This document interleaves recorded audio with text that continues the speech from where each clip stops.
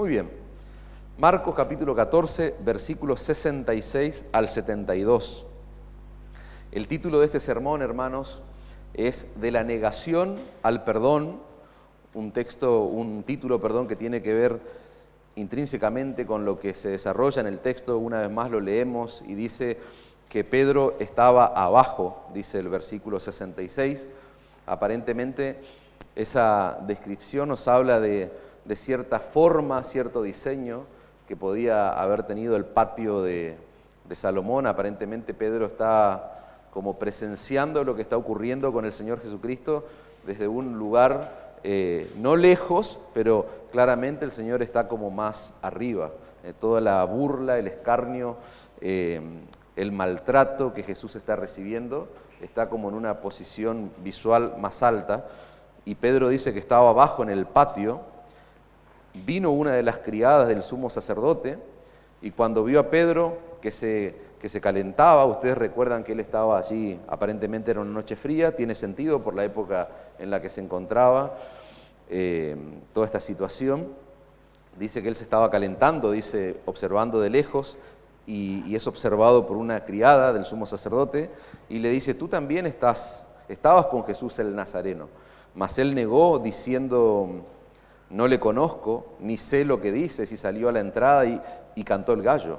Y la criada, viéndole otra vez, comenzó a decir a los que estaban allí: este es de ellos, pero él negó otra vez. Fíjense qué interesante, ¿no? La segunda negación. Y poco después, los que estaban allí dijeron otra vez a Pedro: verdaderamente tú eres de ellos, porque eres Galileo y tu manera de hablar es semejante a la de ellos. Entonces él comenzó a maldecir y a jurar: no conozco a este hombre de quien me hablan. Dice el verso 72, y el gallo cantó la segunda vez. Entonces ahí Pedro se acordó de las palabras que Jesús le había dicho: antes de que el gallo cante 2 veces, me negarás 3 veces. Y pensando en esto lloraba. Y el relato paralelo de Lucas va a decir que lloraba amargamente. Nosotros hemos visto llorar probablemente a mucha gente, pero a veces el llanto no necesariamente es un indicador de un verdadero arrepentimiento, pero nosotros estamos frente a lágrimas, frente a un llanto de dolor profundo que solamente es caracterizado por el genuino arrepentimiento. Pero ahora vamos a hablar más en detalle. Yo quisiera introducir este pasaje, hermanos. Yo creo que todos los que estamos acá en este lugar, pienso que hablo por todos, por la gran mayoría, todos anhelamos seguir de manera fiel a Cristo. Yo creo que todos, si vos sos un verdadero creyente, tenés el deseo en tu corazón de poder dar testimonio de Cristo. De hecho, cuando hablamos acerca de nuestra fe, de proclamar el Evangelio, siempre ponemos énfasis en qué principio. No en la efectividad tal vez o en los resultados en sí, sino en la fidelidad de nuestra proclamación, en la fidelidad del mensaje que nosotros tenemos para dar a un mundo que necesita claramente a un Salvador. Creo que ese es el anhelo que hay en todos nosotros.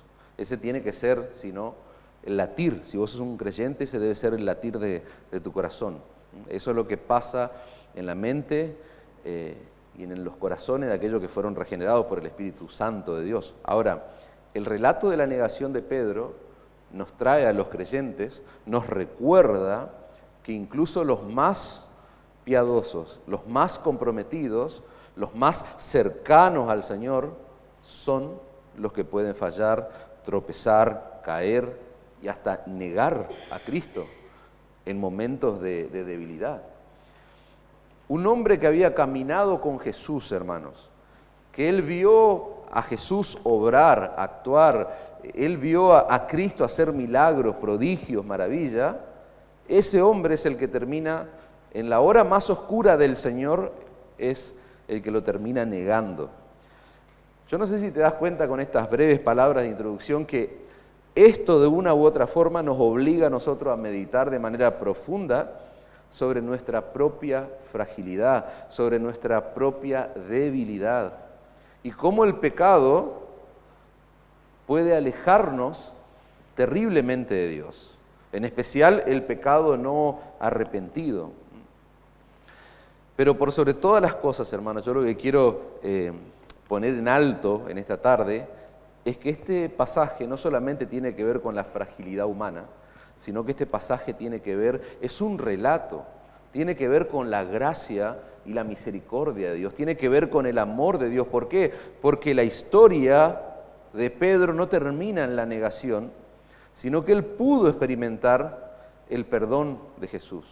Él pudo experimentar la restauración de Jesús después de su caída. Por eso el título del sermón, de la negación al perdón, ese fue el pasaje por el que atraviesa Pedro, esa fue la secuencia de esta prueba. Vamos a ver en el desarrollo que Pedro estaba siendo probado. Y al igual que Pedro, todos los creyentes, todos los discípulos de Cristo, todos los seguidores del Señor, vamos a ser probados. En el caso de Pedro, él llegó a un punto de quebrantamiento. Y en el caso de nosotros también vamos a llegar a un punto de quebrantamiento en nuestras vidas. Pedro fue consciente en ese momento de prueba donde su fe se vio probada, fue consciente de quién él era. Pero no me quiero meter tanto en ese terreno porque lo vamos a ver en el desarrollo del sermón, pero quiero enfatizar eso de la negación al perdón. Esa es la secuencia que nosotros vemos en este pasaje. La gracia y la misericordia de Dios, hermanos, pueden alcanzar al más vil de los pecadores. Eso lo sabemos porque eso se nos revela en el Evangelio. Pero no solamente pueden alcanzarlo, sino pueden restaurarlo por completo. Así como Pedro fue restaurado por Jesús. Hoy cualquier persona que está acá en este lugar, cualquier persona que está escuchando esto, hoy mismo puede ser el momento también de restauración. Hoy puede ser un momento donde haya perdón, donde haya confesión, arrepentimiento. Hoy puede ser el momento donde muchos de nosotros tal vez podamos ser renovados en nuestra comunión con Él. ¿Y por qué enfatizo esto? Porque ese es el énfasis del sermón, ese es el énfasis del pasaje. Nosotros venimos viendo ya hace varias semanas, venimos trabajando, estamos como parados en el capítulo 14 de Marcos. Y eso tiene mucho sentido porque el capítulo 14 es el capítulo más largo del Evangelio que nosotros estamos estudiando. Hemos visto el complot de Jesús en este capítulo, en la secuencia de cosas que están ocurriendo. Hemos visto el complot de Jesús y de los líderes de Israel para arrestar al Señor. Vimos un plan, una trama que se desarrolla, que se está llevando a cabo.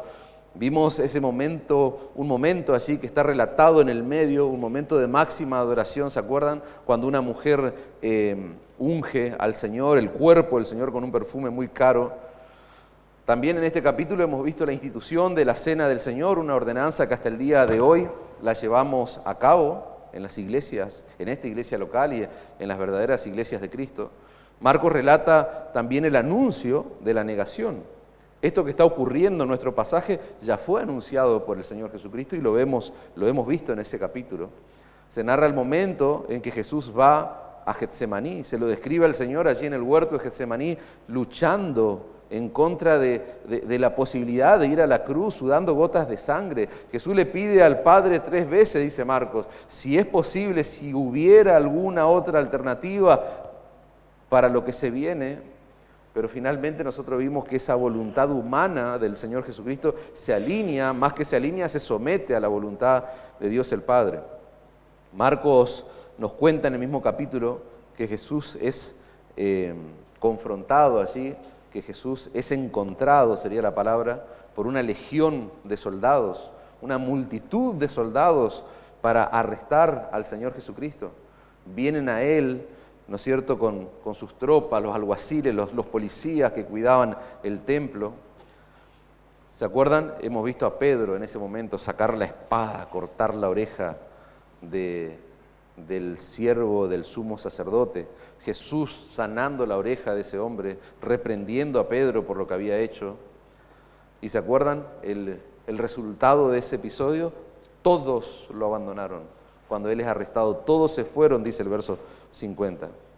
Jesús es arrestado, es llevado a un juicio que lo hemos visto ya la semana pasada delante del sumo sacerdote, todo el Sanedrín allí presente, toda la corte suprema judía presenciando ese juicio ridículo, por decirlo de alguna manera. Los discípulos huyeron, pero Pedro está como camuflado entre las personas observando el espectáculo ridículo al que es sometido el Señor Jesucristo. Juan capítulo 18, versículos 15 y 16, nos dice que también Juan estaba allí, porque aparentemente Juan tenía cierto vínculo, cierta relación con esas autoridades, y aparentemente él estaba también, pero Marcos omite ese detalle. Marcos se concentra en la persona de Pedro. No hay muchos mayores detalles de qué hizo Juan después, porque no es importante aparentemente eso si no hubiese quedado registrado en la palabra. Lo importante es que Pedro está allí camuflado, hermanos. Él está exponiéndose a una situación de la que él no es consciente. Él está exponiendo su vida a una especie de tentación o de prueba, porque lo están azotando al mismo Señor Jesucristo y él está allí observando, mirando los detalles, Jesús siendo interrogado, Pedro observando de lejos, Jesús siendo declarado culpable por blasfemia, se desata todo ese odio que ya lo vimos la semana pasada, todo ese escarnio que hicieron del Señor, comienzan a golpearlo, a escupirlo, lo someten a la peor humillación, dice el último versículo que vimos, algunos comenzaron a escupirle, a encubrirle el rostro, a darle puñetazos y le decían, profetiza, se burlaban de él, profetiza a ver quién te pegó. Y luego es entregado allí a los alguaciles, dice el pasaje, a los policías del templo. Mientras todo eso está ocurriendo, comienza una interrogación, hermanos. El Señor es interrogado, después es golpeado, y mientras está ocurriendo eso, ahora Pedro va a ser interrogado. Pero antes de entrar en el detalle del interrogatorio de Pedro, nosotros tenemos que recordar un diálogo que este hombre tuvo con Jesús tiempo atrás. En un momento, durante el ministerio terrenal del Señor Jesucristo, Jesús le pregunta a sus discípulos, vosotros, ¿quién decís que soy yo? Y es Pedro quien responde, tú eres el Cristo, el Hijo del Dios viviente. Eso está en Mateo 16, versículo 15 al 16. Y yo quiero destacar esto antes de desarrollar el pasaje, hermanos. Pedro está haciendo, en ese momento del ministerio terrenal del Señor, Pedro está haciendo la afirmación más extraordinaria que un hombre, que una persona pudo haber hecho acerca de la identidad de Cristo. De hecho, el Señor lo reconoce y detrás de Pedro van todos los otros discípulos reconociendo y afirmando lo que él acaba de decir.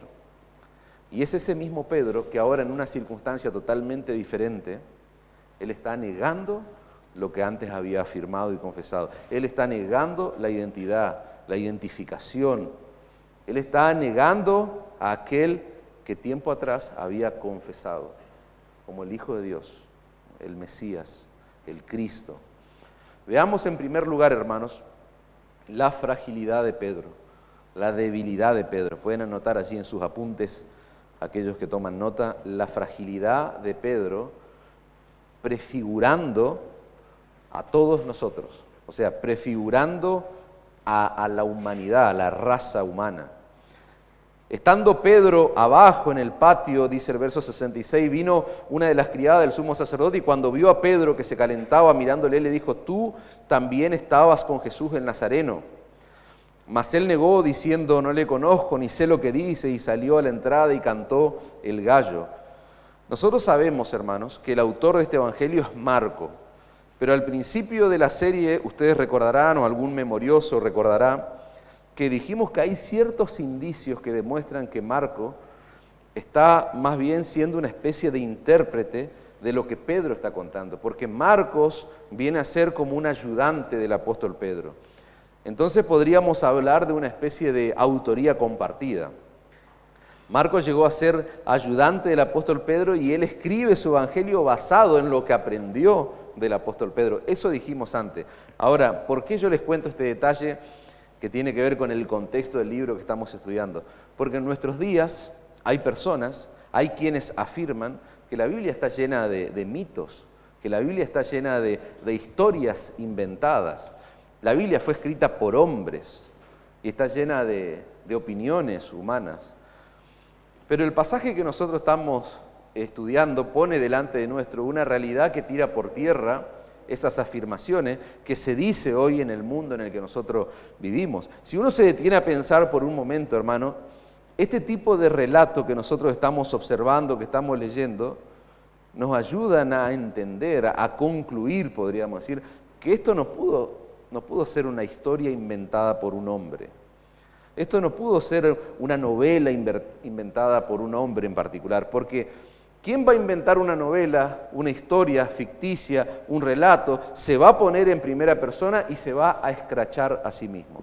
Esa es la historia de Marcos. Marcos está escribiendo un evangelio, está relatando, está narrando una historia biográfica de Cristo, de lo que él aprendió por Pedro. Probablemente Pedro le está diciendo lo que tiene que escribir. Entonces, ¿quién se va a escrachar a sí mismo? Mostrando lo mal discípulo del Señor que era, mostrando lo débil que era, lo poco confiable que era. Nosotros cuando escribimos novelas, hermanos, los hombres cuando escriben sus relatos, sus historias, se tiende a mostrar a los hombres como los héroes de la historia, pero estos discípulos, este hombre en particular, estos autores del texto bíblico, claramente yo creo que todos estamos de acuerdo, no lucen como superhéroes, no lucen como héroes de la historia o de la narración que ellos están contando. En el relato de los evangelios nosotros encontramos un grupo de 12 hombres, hermanos, donde uno traiciona de manera flagrante a Cristo, el otro lo niega y los otros huyen. Eso es lo que encontramos del perfil de estos hombres. Estos 12 discípulos están no vistos como superhéroes, están bajo la sombra de la vergüenza en el relato que nosotros estamos estudiando en esta instancia de sus vidas, de su ministerio. No hay nada heroico en ello, no hay nada que nosotros podamos aplaudir, no hay nada que podamos decir, wow, qué admirable que estos hombres son, estos hombres que aparecen allí en el relato de los evangelios. En la porción de texto que vimos la semana pasada se nos dice dónde y cómo estaba Pedro mientras Jesús estaba siendo humillado en ese juicio. Dice el verso 54, le seguía de lejos hasta dentro del patio del sumo sacerdote y estaba sentado con los alguaciles. Estaba sentado con los que posteriormente van a destruir el cuerpo del Señor. Lo van a golpear al punto de dejarlo irreconocible. Él estaba sentado calentándose en el fuego con ellos. Pedro en su comportamiento, hermanos, está representando al grupo de los 12. Él está como encabezando a ese grupo de hombres cobardes que huyeron cuando fue arrestado el Señor Jesucristo. Pedro pertenece al grupo de hombres que había jurado que ellos darían la vida por Jesús. Por eso le dije, es importante antes de desarrollar que nos vayamos a ese episodio donde el Señor le pregunta quién creen ellos que Él es, y ellos le dan allí una serie de afirmaciones. Ellos habían dicho que si fuera necesario ellos irían a la cárcel, ellos hasta estaban dispuestos a morir por Cristo. 10 discípulos huyeron horrorizados. Él está de lejos calentándose y vaya a saber qué pasaba por su mente, por lo que termina haciendo, porque hasta hubiese sido más digno que huya con los otros, pero se tenía que cumplir lo que el Señor le había dicho, lo que la palabra de Cristo había dicho anteriormente. Él está en el patio del sumo sacerdote, está lleno de confianza de sí mismo, hermanos. A diferencia tal vez de los otros, él está con una desconfianza desbordante. Pedro sobredimensionó sus capacidades, hermanos. Horas antes él había asegurado que jamás negaría a Jesús. Sin embargo, ante una simple pregunta de una criada, de una mujer que era sirviente del sumo sacerdote, Pedro comienza a ceder ante el temor, comienza a negar al Señor. Y es horrible hablar en estos términos, porque comienza a negar. Es como, yo estoy dando a entender con esta palabra comienza, que va a ser una serie, unas sucesiones de negaciones. Eso es lo que pasa en el texto y ya lo hemos leído, hermano. Pero ¿saben qué? Cuando nos paramos frente al ejemplo de Pedro, nosotros tenemos que caer en la cuenta de que Pedro no es un caso único. La debilidad, la fragilidad de Pedro está prefigurando a todos nosotros, a la humanidad, a la raza humana. Él nos representa a todos los discípulos de Jesús para ir siendo más granular en el relato, en el discurso que estoy diciendo. Porque queda muy general la humanidad. No, Él nos representa a todos los discípulos de Jesús. Que aún con las mejores intenciones nosotros somos propensos a caer. Yo caigo en la cuenta de eso cuando me presento ante un pasaje de esta naturaleza. Pedro es presa de su propia autoconfianza, hermanos. El tema del que hablamos hace semanas atrás, solo que hablábamos en el sentido inverso, la autodesconfianza que debe caracterizar a un creyente. Bueno, acá estamos viendo a un discípulo del Señor que él ha sobredimensionado su autoconfianza. La autoconfianza de Pedro no le permitió ver la falta de fortaleza de carácter que había en él. Esa es la realidad de este hombre y es la realidad de muchos de los discípulos de Cristo hoy en día, en medio nuestro. Yo primero en la lista. Repito, la autoconfianza no permite que veamos la falta de fortaleza de carácter que hay en nosotros. Eso lo llevó a Pedro a exponerse a esa situación, a exponerse. Los otros huyeron, cobardes, débiles, frágiles, pero ahora hay un débil, hay un frágil que está sobredimensionando, decíamos, sus fuerzas, sus capacidades, y se está exponiendo a esa situación, a ese contexto. La negación de Pedro es un llamado, hermanos, a que vos y yo reconozcamos de una vez por todas nuestra propia debilidad. Algo que la autoconfianza rechaza. A la autoconfianza no le gusta la debilidad. Y a veces la autoconfianza se apodera de todo nuestro ser, de toda nuestra vida, hermanos.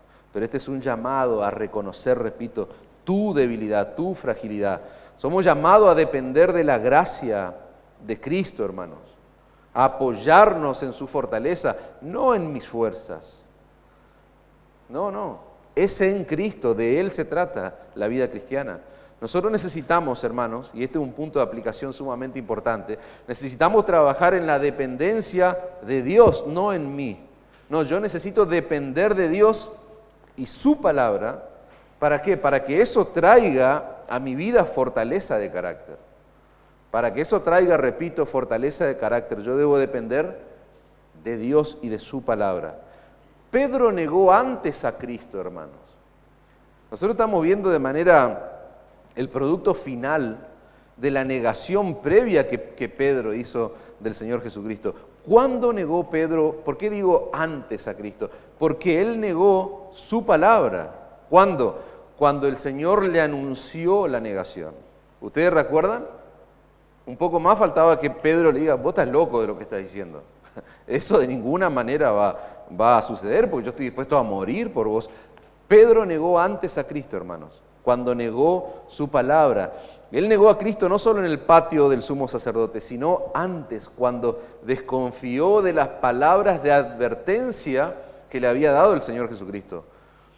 Pedro rechazó en aquel entonces esa comprensión profunda y real que Jesús tenía del corazón y de su debilidad, de su propio corazón y de su debilidad. Jesús le está mostrando la realidad de su corazón, le está mostrando lo frágil que él era y él lo está rechazando. Eso demuestra, hermanos, cómo al rechazar o minimizar la palabra de Dios nosotros podemos caer en ese monstruo que es la autoconfianza.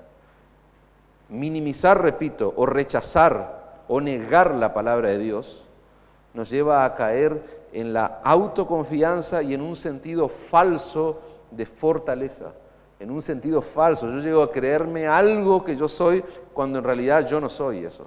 Y esa es la antesala de pecados graves. Esa es la antesala de pecados más que evidentes en mi vida. Nuestra fragilidad humana, hermanos, se ve contrarrestada cuando abrazamos con humildad la palabra de Dios. La debilidad humana se ve contrarrestada, se ve propiciada, podríamos decir, cuando abrazamos con humildad la palabra de Dios, cuando sus advertencias, cuando sus llamados a estar vigilantes golpean nuestro orgullo, cuando nos incomodan. La palabra de Dios nos incomoda. La palabra de Dios revela quiénes somos nosotros y a veces esa realidad nos lleva a rechazarla o a negarla o a ponerla bajo un cajón. Pero no, hermanos. Debemos abrazar con humildad la palabra de Dios. No debemos subestimar nuestras propias debilidades. Pedro está subestimando su fragilidad. Nosotros tenemos que reconocer, hermanos, que fuera de Cristo y fuera de su palabra, estamos en un terreno sumamente peligroso, resbaloso. Cuando ignoramos las advertencias de la Escritura, nosotros estamos ya en un camino de negación, como le pasó a este hombre. Y eso terminó aflorando en maldición, porque vamos a ver que él termina maldiciendo. Nuestro pasaje dice que esta criada, esta sirviente, confronta a Pedro. Tú también estabas con Jesús el Nazareno, mas él negó diciendo, no le conozco, ni sé lo que dice, y salió a la entrada y cantó el gallo. Jesús el Nazareno, hermanos, era un término que identificaba el origen humilde del Señor Jesús. Es una expresión cargada de connotaciones despectivas.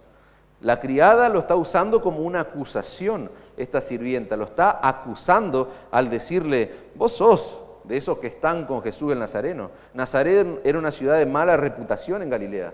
Los judíos de esa región eran considerados como lo peor de la nación hebrea, eran considerados como judíos de segunda categoría. Pero la afirmación de esta mujer, de esta criada, tiene también otra connotación, hermanos. Y lo que les dije antes tiene que ver con el contexto. Pero lo que les voy a decir ahora tiene que ver con la realidad de lo que está pasando en esa situación, hermano. Y esta es la connotación. Ella lo identifica con Jesús el Nazareno y al hacer semejante cosa, ella está generando una expectativa en el entorno. Repito, ella está generando una expectativa en el entorno. ¿Por qué? Porque los que se identifican con Jesús también seguramente van a estar dispuestos a sufrir con Él y a sufrir por Él. Entonces, el espectáculo puede ser aún mayor. O sea, lo tenemos allí humillado al blasfemo, al que dice ser Dios, y ahora tenemos a uno de sus seguidores. Entonces, esa es la connotación que tiene también la afirmación, la interrogación que está haciendo esta mujer. Sin embargo, hermano, o sea, está ahí ante sus ojos la oportunidad de identificarse de manera real y genuina. No en una zona de confort como fue tiempo atrás, sino ahora en el momento más oscuro de la vida del Señor. Pedro tiene delante de sus ojos la oportunidad de reconocerlo a Él como Señor, y Pedro niega esa asociación. Pedro niega esa vinculación. ¿Vincularme con Jesús implica sufrir? No, yo no quiero saber nada con eso. O sea, si vincularme con Jesús implica perder algo, yo no quiero. No quiero saber nada. Pedro responde de manera sumamente enfática, hermano. En el idioma original hay dos verbos diferentes.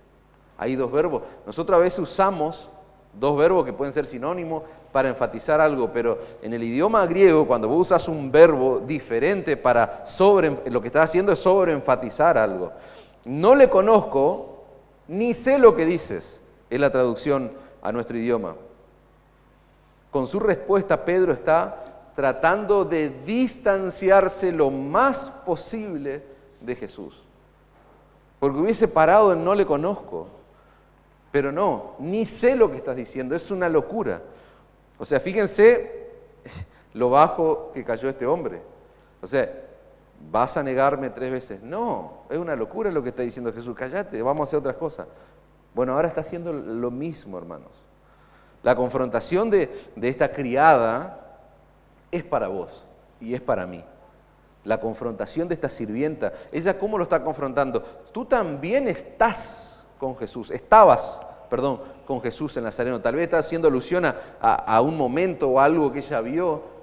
Esa palabra estabas es una palabra clave. ¿Por qué? Porque habla de la autenticidad de la relación de Pedro con Cristo. La autenticidad de la relación de Pedro con Cristo de lo que esta mujer está confrontando. Y ahora, ¿qué tiene que ver conmigo eso?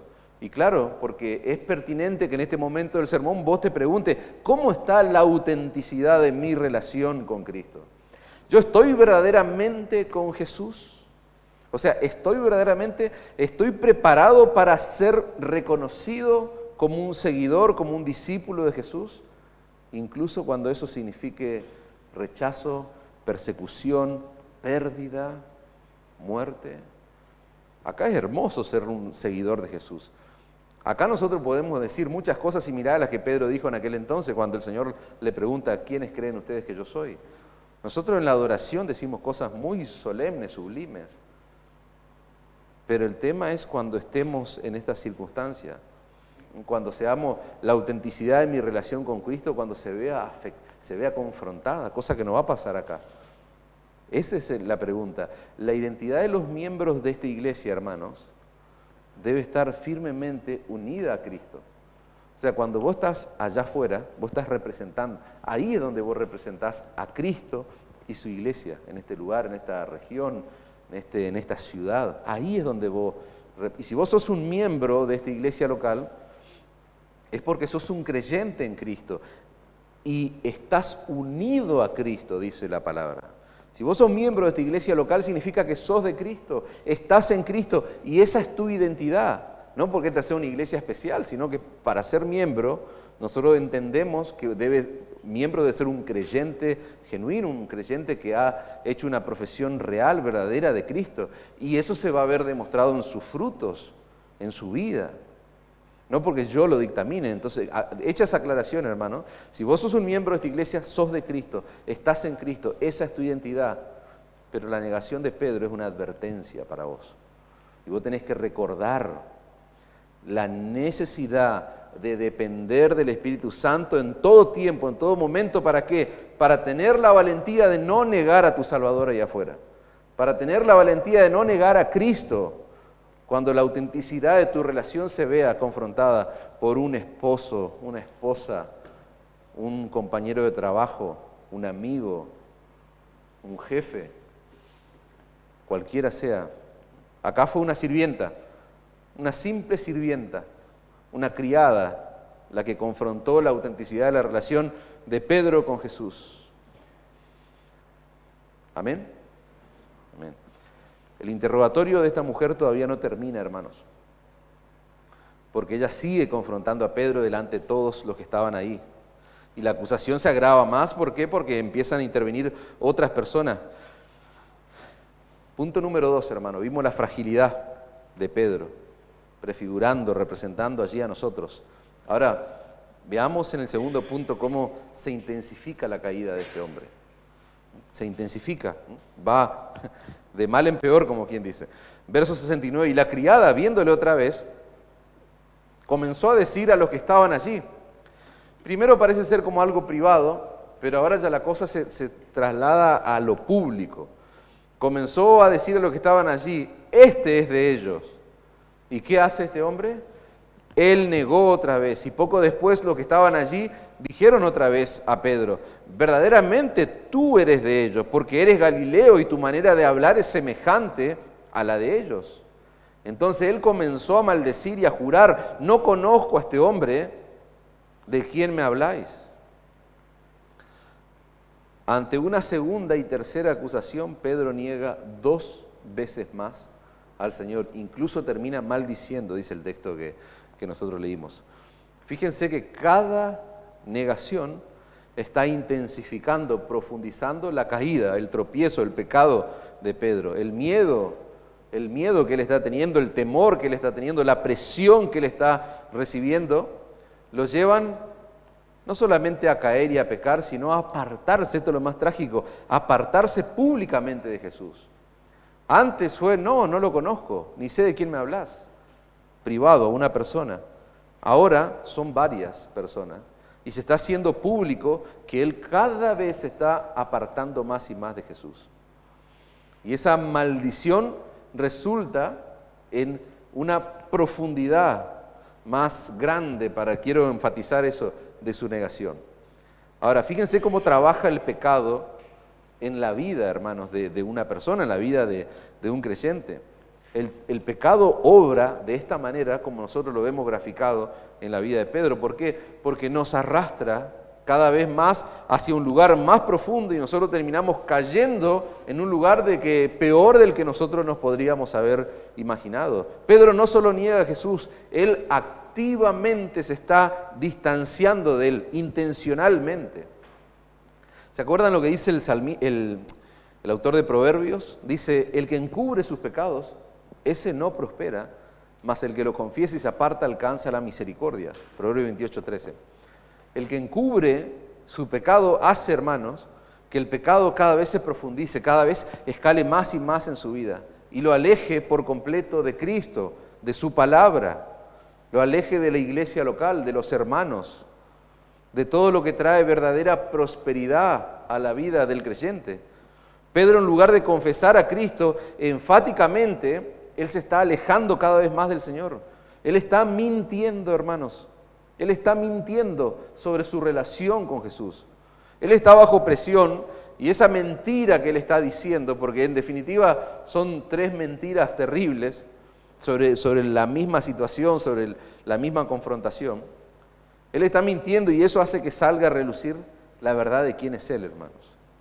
La verdad de quién es Él. Él se está exponiendo a una circunstancia, a una situación providencial, ¿no? En los planes del Señor estaba que esto sucediera, fue profetizado por el Señor, y Él está aprendiendo quién es Él en realidad. Él está conociendo a su verdadero yo, y ese es el reflejo, nada más y nada menos, que de la naturaleza caída del hombre, que habita todavía en los creyentes de Cristo, en los discípulos de Cristo, que habita en cada uno de nosotros. Pedro está experimentando, dice un autor, el fuego de vivir el Evangelio de Cristo, el fuego de vivir la fe en Cristo. Dice un comentarista sobre este pasaje, muchas veces la luz del Evangelio nos atrae, pero el calor de vivirlo nos aleja. Pedro está experimentando el calor, el fuego de vivir la fe en Cristo. Eso es lo que está pasando. Pedro está negando la identidad y la amistad que él había cultivado con Jesús. O dicho de otra forma, la amistad y el vínculo que Jesús había cultivado con él, porque es él el que lo llama a Pedro. Pedro negó conocer a ese hombre que caminó con él sobre las aguas. Ese hombre que sanó a su suegra en una oportunidad. Ese hombre que minutos antes acaba de sanar la oreja de ese sirviente al cual él lo atacó de manera enfática. Pedro está negando la identidad de Jesús en contraste a lo que hizo Jesús cuando fue interrogado, porque ambos fueron interrogados. Jesús fue interrogado sobre quién él era, y el yo soy de Jesús es un terrible contraste con el no conozco a este hombre de quien me habla. ¿Te das cuenta el contraste de la respuesta del Señor y la respuesta de Pedro? Jesús está afirmando su identidad, Pedro la está negando, hermanos. Jesús, por otro lado, está representando la verdad en ese juicio, en ese interrogatorio. Y Pedro, por lo menos en este momento, él está representando la mentira. Pedro está siendo interrogado por personas humanas, por una criada de un sumo sacerdote. Pero la realidad, hermanos, es que él estaba siendo probado por Dios. Y lo mismo ocurre con nosotros. Hay personas quizás de fondo, hay personas que están confrontando la autenticidad de nuestra relación con Cristo, pero es Dios el que está trabajando en nosotros. Es Dios, nuestra fe va a ser probada, decíamos semanas atrás. Y es interesante porque en estos escenarios que plantea Marcos, a Jesús le está yendo bastante bien, hermanos. A Jesús le está yendo bastante bien desde el punto de vista de Dios el Padre. No le está yendo bien desde el punto de vista humano, porque Él está siendo golpeado, Él está siendo destruido en su humanidad, su cuerpo está siendo lacerado, le están escupiendo, dice el pasaje. Desde el punto de vista humano Jesús está perdiendo, pero desde el punto de vista divino Jesús está encaminado en la voluntad del Padre. Pero a Pedro, hermanos, a Pedro le está yendo bien desde el punto de vista humano, porque todavía no le dieron una paliza, no lo golpearon, pero le está yendo muy mal desde el punto de vista de Dios, en esta prueba que él está atravesando. Pedro está siendo infiel a su promesa de no abandonar al Señor, cuando en realidad Cristo está siendo fiel a lo que Él le dijo al Padre en el huerto de Getsemaní. ¿Qué cosa? Que se haga tu voluntad y no la mía. Que se haga tu voluntad, Señor. La fidelidad de Pedro está siendo probada, hermanos. Su naturaleza humana está siendo ahí puesta en evidencia, la realidad de su pecado, su carácter, su veracidad. Él está mintiendo, decíamos. Todo está siendo probado en Pedro. Su llamado, sus palabras, su adoración al Señor, su compromiso, todo está siendo probado por Dios, hermanos. Pedro no pasó la primera prueba y ahora nosotros vemos que él no pasa la segunda prueba tampoco. ¿Por qué? Porque el verso 70 dice que él le negó otra vez. La caída de Pedro no se da por la criada del sumo sacerdote, hermano, porque esta es una mujer metiche, que se está metiendo en cosas que no le importan.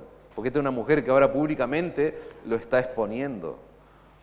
La caída de Pedro no se da por la noche trágica que se está viviendo. No, la caída de Pedro se da por lo que había en su interior, hermanos. Por lo que había en su corazón. Es su corazón lo que está saliendo a la luz. Miremos la segunda negación, dice verso 70, pero él le negó. Y poco después los que estaban allí dijeron otra vez a Pedro, verdaderamente tú estás con ellos porque eres Galileo. Y tu manera de hablar es semejante a la de ellos. Entonces él comenzó a maldecir y a jurar, no conozco a este hombre de quien me habláis. Esa palabra verdaderamente es una expresión, hermanos, que nos muestra que esto ya dejó de ser un interrogatorio. Porque estos hombres no están preguntándole, estos hombres están afirmando con toda seguridad, dice otra traducción, vos sos uno de ellos, vos sos seguidor de Jesús. ¿Por qué? Dicen estos hombres estaban seguros porque los galileos tenían un acento diferente al resto de los judíos. Y Pedro hablaba como Jesús. Entonces le dice, verdaderamente, dicen estos hombres, verdaderamente tú eres de ellos, porque eres Galileo. En ese momento, hermanos, en esta secuencia de negaciones, Pedro descubrió lo que escondía su corazón. Él está atrapado en su pecado, hermanos. La primera reacción de Pedro, ¿cuál fue? No sé, ni sé de lo que me estaba hablando. No entiendo, le dijo a la criada, de lo que vos me estás hablando. La segunda reacción de Pedro, ¿cuál fue? Lo volvió a negar. Pero el texto habla de una tercera negación. Él comenzó a maldecir y a jurar, yo no conozco a este hombre. Él maldigo. Es como que se está echando maldiciones. La palabra en el idioma original, hermano, fíjense lo que dicen los eruditos del texto griego. Dicen que las palabras que Pedro está profiriendo, lo que él está pronunciando, pueden implicar que Pedro juró haciendo uso del nombre de Dios. O sea, la idea es como que Pedro comenzó a llamar, a traer maldiciones hacia sí mismo. Es como si él dijera, que me maldiga Dios si yo estoy hablando mentira. Si eso fuera real, hermano, si están de acuerdo, si es cierto lo que estos hombres dicen, porque el texto original puede dar ese sentido también a las palabras, es terrible, hermano. O sea, él no solo está maldiciendo haber conocido a Cristo, sino que está en una especie, está actuando como el sumo sacerdote. ¿Se acuerdan cuando se rasgó la vestidura? Era un hombre inepto. Y Pedro está haciendo algo parecido. Él está llamando maldiciones a su vida si es que él estuviera mintiendo. Pedro es la muestra, hermano, de hasta dónde vos y yo podemos llegar. Él es la muestra, él es el reflejo de nuestra naturaleza caída, hermanos. No conozco a este hombre de quien me habláis. ¿Vos te das cuenta? Pedro no dice, no conozco a Jesús. O sea, Pedro ni siquiera se atreve a pronunciar el nombre de Jesús. No conozco a este hombre, no sé cómo se llama. Entonces, ¿qué vimos? La primera reacción, una negación privada. La segunda reacción, ya hay un grupo, hay gente involucrada, hay testigos. Y la tercera reacción, hermanos, después de esta acusación, de esta afirmación que hacen estas personas, es una negación abierta, desafiante, maldiciente. Él jura no conocer a este hombre. Pedro claramente fue expuesto, decíamos antes. Dios está probando a Pedro. Pedro es descubierto como uno de los seguidores, como un amigo de Jesús, pero él no lo quiere admitir. Pedro es un mentiroso, hermanos, porque él está cayendo en la cuenta de que él es un mentiroso. Él está siendo expuesto como alguien infiel. No hay fidelidad en su corazón, hermanos. Hay pura infidelidad, hay pura mentira. Él no está dispuesto a ir a la cárcel con Jesús, como decía, no está dispuesto a morir, a dar su vida por el Maestro. Pedro miente, hermanos. Y eso no debiera extrañarnos a nosotros, que también mentimos en ocasiones. Nosotros no somos diferentes. Nosotros negamos a Jesús cuando mentimos también, hermanos. Y nosotros mentimos de diferentes maneras y mentimos por diferentes razones. Y una de las razones por las que mentimos habitualmente, ¿cuál es? Tenemos temor a las consecuencias, como le pasaba probablemente a este hombre. Tenía miedo, terror por lo que podía significar que él diga la verdad. Bueno, empezó a mentir. Nosotros mentimos también porque tenemos temor a ser desaprobados, hermanos. Mentimos porque queremos, muchas veces. No solamente porque tenemos temor a la desaprobación. Mentimos porque queremos obtener algo quizá de una manera ilegítima, mentimos para encubrir nuestro pecado, mentimos por avaricia, por dinero, como lo hizo Judas. La exageración es una mentira, hermanos. Nosotros exageramos muchas veces y eso es mentir, ocultar es mentir. Cuando yo digo no digo algo para que mi mujer no se ponga mal, no digo algo para que mi hijo no se ponga mal, eso es mentir, ocultar es mentir. Y nuestras vidas, hermanos, lamentablemente, mal que nos pese, están llenas de mentira. Mentimos desplazando la culpa mía hacia otro, no asumiendo tal vez responsabilidades, las responsabilidades que yo debo asumir. El problema de la mentira, ¿saben cuál es? A la luz de la Escritura, que no me identifica con Dios, que es el Dios de toda verdad, es la fuente, el origen de la verdad. No, el problema de la mentira es que me identifica con Satanás. Él es el padre de la mentira. La verdad me identifica con Dios, la mentira me identifica con el diablo. Y lamentablemente, Pedro en este momento estaba identificándose no con Cristo, sino con el padre de la mentira. Miren la misericordia de Dios, hermano, la gracia en medio de este contexto trágico, podríamos decir. Verso 72. Y el gallo cantó la segunda vez. Entonces Pedro se acordó de las palabras que Jesús le había dicho. Antes de que el gallo cante 2 veces, me negarás 3 veces. Y pensando en esto, lloraba, dice el texto. El canto del gallo, hermano, lo trae a Pedro de regreso a la realidad. Es como que él estuviera allí en un éxtasis de pecado, podríamos decir. Pedro está dando rienda suelta a su naturaleza caída, pero él escucha el canto del gallo y eso como que lo trae a la realidad. Él recuerda las palabras proféticas del Señor Jesucristo. ¡Wow! Se cumplió lo que Jesús había dicho.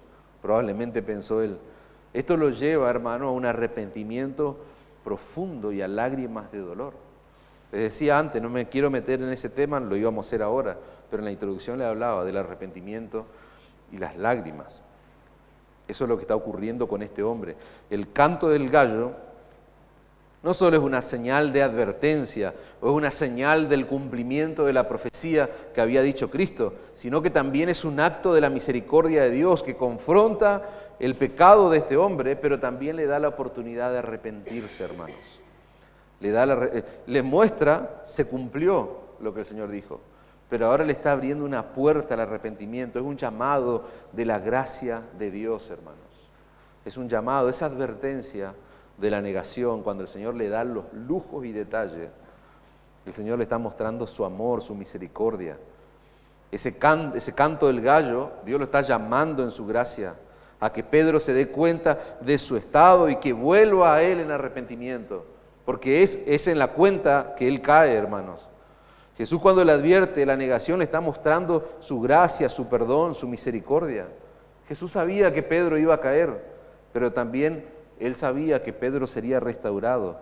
Y el recordatorio del canto es la intervención del canto del gallo, es la intervención, hermano, de la misericordia de Cristo. Arrepentimiento y gracia.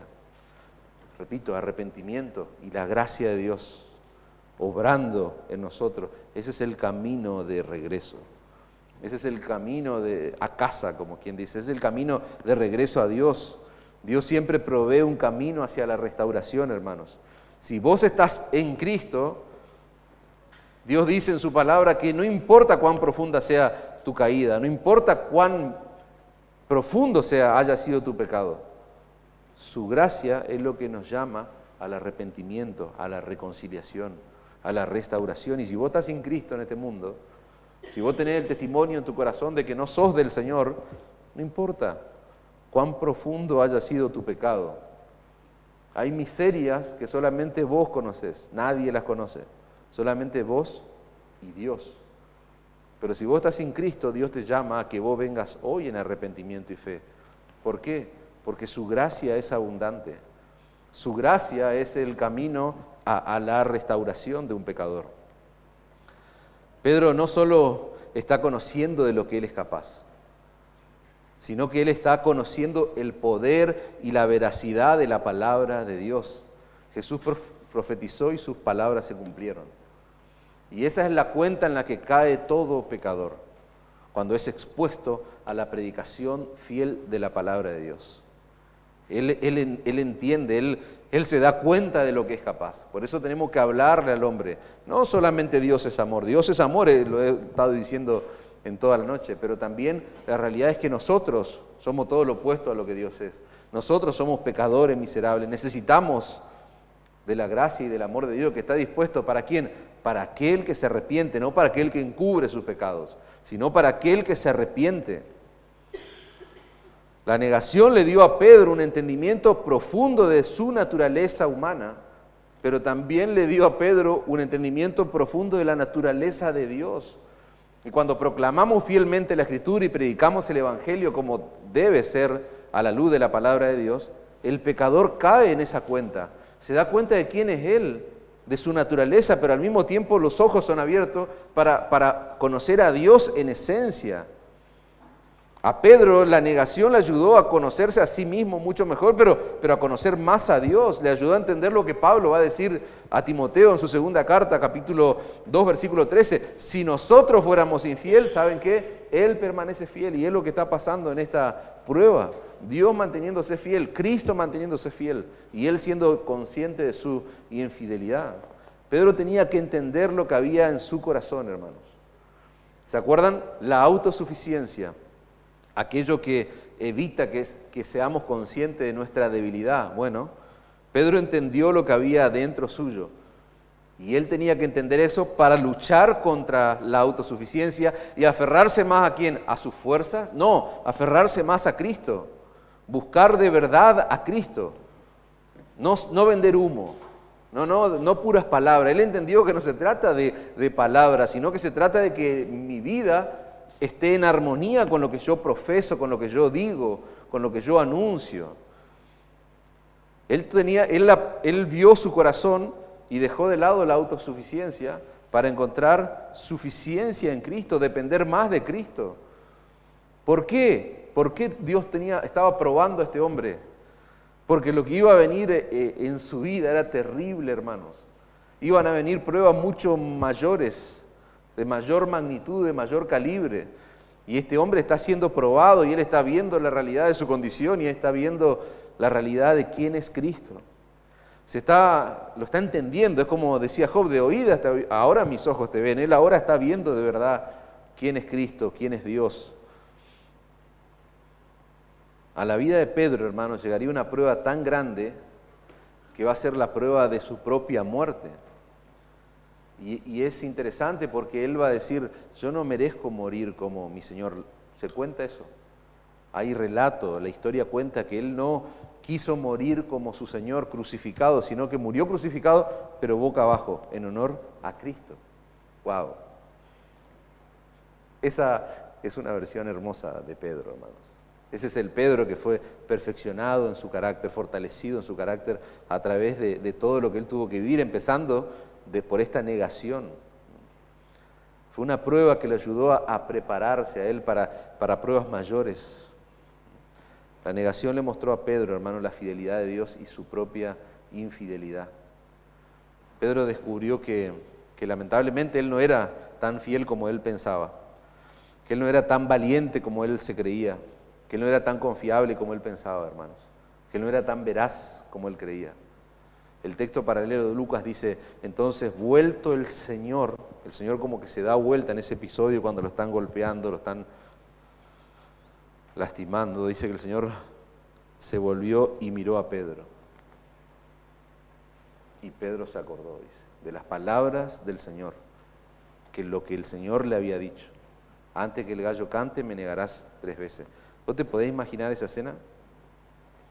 ¿Te podés imaginar los ojos del Señor puestos sobre Pedro, lo que Tal vez el Señor le estaba transmitiendo allí lo que estaba pasando en el corazón de este hombre.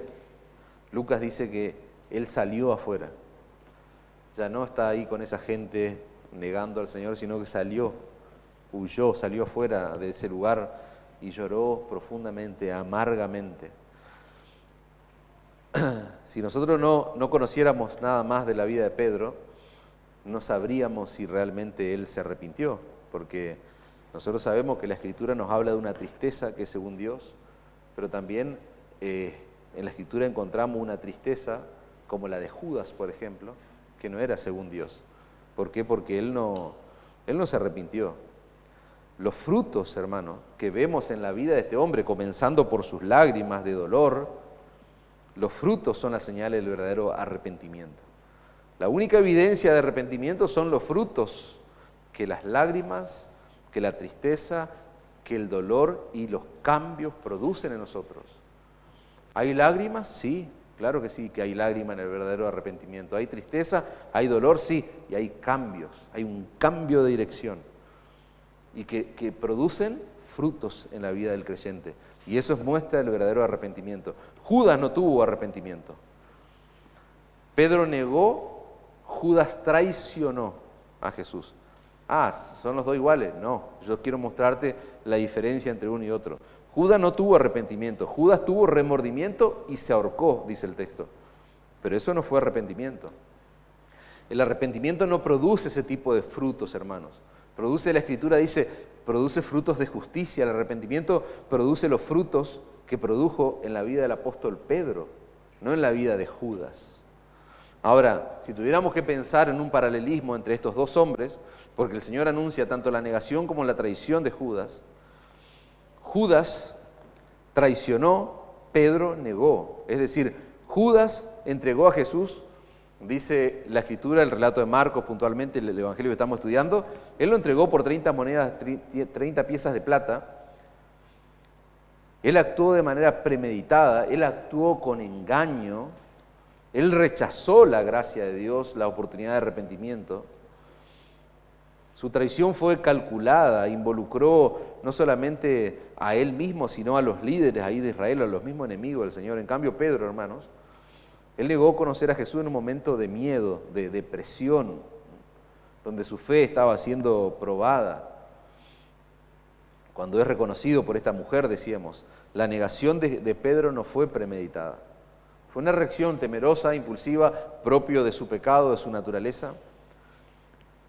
Otro punto importante con respecto a Judas, el remordimiento que les decía antes versus el arrepentimiento. Judas sintió remordimiento al darse cuenta de las consecuencias de su traición. Eso lo vemos en Mateo 27, versículo 3 al 5. Dice el texto que él llevó de vuelta el dinero a los sacerdotes, él confesó su pecado a esos hombres. Pero ese remordimiento no lo llevó a Dios, hermano, lo llevó a estos hombres a devolver las monedas de plata. Eso es desesperación. Judas cayó en la desesperación. Ahora, Pedro, cuando escuchó el canto del gallo, él recordó las palabras del Señor Jesús. Ahí él se dio cuenta de la veracidad, del poder de las palabras de Cristo y fue quebrantado, dice la Escritura. Ese dolor lo llevó al arrepentimiento, a un llanto profundo, un llanto amargo, una especie de, dicen algunos autores, como depresión. En un momento, el momento que él vivió es similar a lo que se experimenta en una especie de depresión, pero propio de su pecado. Él está reconociendo su falta ante Dios. Él está abriendo la puerta que se presenta delante de él para ser restaurado. Judas, al sentirse atrapado por su culpa, se apartó de Jesús, terminó suicidándose, les decía antes. El remordimiento lo llevó a la desesperanza. Desesperanza. Una persona que se suicida no tiene esperanza de nada, para nada. Y esa es la realidad de este hombre. Desesperanza, no redención y restauración. Él no pensó, ni siquiera sintió eso. En cambio, Pedro experimentó vergüenza, dolor, pero él no huyó de su fe. Él se arrepintió. Su arrepentimiento, en lugar de separarlo de Dios, lo acercó al Señor. Y él fue restaurado y se le dio una nueva oportunidad. Judas representa la tragedia, hermanos, de una oportunidad perdida. Su rechazo de la gracia, la desconfianza en el perdón de Dios le impidieron ver la misericordia que estaba disponible delante de sus ojos. Dios quiera que no haya nadie así entre nosotros, que rechace la gracia de Dios, que no pueda ver la misericordia de Dios. Pedro muestra lo que significa y cómo se ve la restauración de un pecador que tiene un verdadero arrepentimiento. Jesús lo buscó y después de la resurrección le dio una oportunidad, le reafirmó su amor. Juan 21, 15 al 17. Este hombre fue restaurado para servir con más fervor que nunca al Señor Jesucristo. La historia de Judas es un recordatorio de que el arrepentimiento necesita volverse a Dios y aceptar su perdón. No sé si existe la palabra, pero la autoculpa, cuando yo me culpo a mí mismo, al igual que la autoconfianza, ¿de qué me separa? Me separa de Dios, me separa de la gracia de Dios. La historia de Pedro nos muestra que aún después de las peores caídas, aún de grandes caídas, la misericordia de Dios nos busca, la misericordia de Dios no se acaba, la misericordia de Dios nos restaura si nuestra fe es sincera, si nuestra fe es genuina. Dios nos da la oportunidad de un nuevo comienzo, hermanos. Amén. Conclusión, hermanos. Después de resucitar, les dije, Jesús va a restaurar a Pedro. Juan capítulo 21. Jesús le va a afirmar su amor, Jesús le va a dar propósito, porque el ministerio que le fue asignado a Pedro fue tremendo, y gloria al Señor por la vida de este hombre, por lo que él significó para la iglesia de Cristo. De este pasaje, hermano, nosotros aprendemos que aún en medio de una tremenda negación, Jesús permanece fiel, ofrece el perdón a todos nosotros, como le ofreció a este hombre. A él inclusive podríamos hablar en términos de que le renovó la misión, porque él va a tener un encuentro después de ser resucitado el Señor y va a tener un diálogo que está plasmado allí en Juan 21. La historia de Pedro no termina en su pecado, sino en la restauración que le ofreció Cristo. La fidelidad de Cristo es inmutable, hermanos. Y lo maravilloso de esto es que Él entiende nuestra debilidad y Él ofrece gracia abundante. Pedro es perdonado y es enviado a pastorear las ovejas de Cristo. Terrible, hermano. Eso debe animarte a vos a correr a Jesús en tu pecado. Si vos sos un creyente y que has caído, estás en una situación de pecado y estás sintiendo que eso te está alejando de Dios, anda a Cristo. Él es fiel, Él es justo para perdonar y restaurar. Cristo no solamente perdona, sino que restaura y da propósito. Ese es el ejemplo que vemos en la vida de este hombre. Dios no escondió los tropiezos, hermanos. ¿No te impacta eso? Hoy decíamos, ¿cómo esto puede ser historia inventada? ¿Quién inventa una historia y se escracha a sí mismo? Eso es lógica. Eso es lógica humana, es un recurso lógico que nosotros podemos hacer apologética, por decirlo de alguna manera.